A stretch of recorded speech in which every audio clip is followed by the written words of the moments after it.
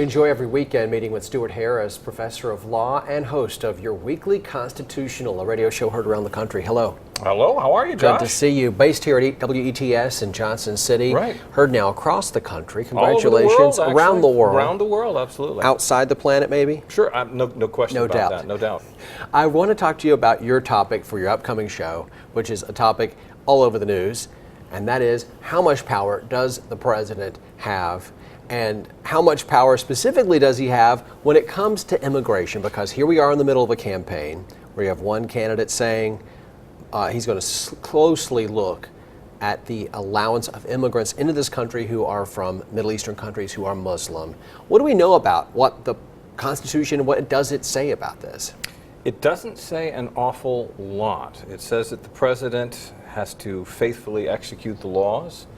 It says that the president is commander-in-chief of the armed forces. But into that constitutional void has stepped the Supreme Court and the president himself. And between the two of them, they've effectively decided that the president has almost plenary power over foreign affairs and over immigration.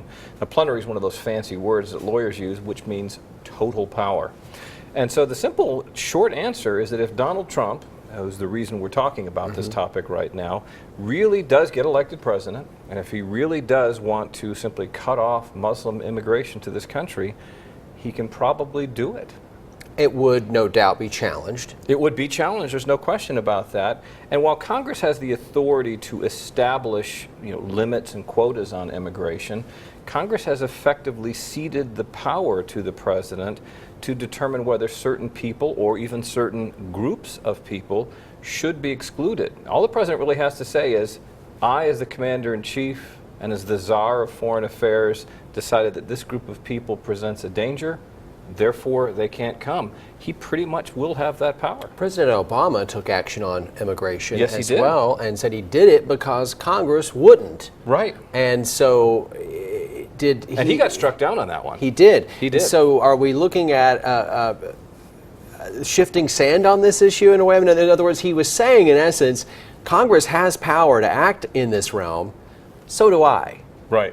In that particular context, he was trying, of course, to allow people who are undocumented to stay here sort of informally, rather than going through a legislative process. The court said that went too far.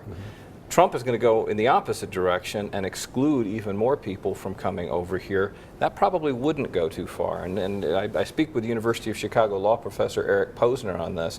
He's been on the show before. Remarkably smart man, remarkably learned man, and I think that people really enjoy learning about this. Not only our country dealing with this, just Google Germany immigration, and you'll find it also around the world. We're looking at it through the lens of our Constitution with your help. Stuart Harris hosts a radio show. It's Sundays at 3 and Tuesdays at 8. You can find it on our incredible local public radio station, 89.5 WETS. Stuart, thanks. Thank you, Josh.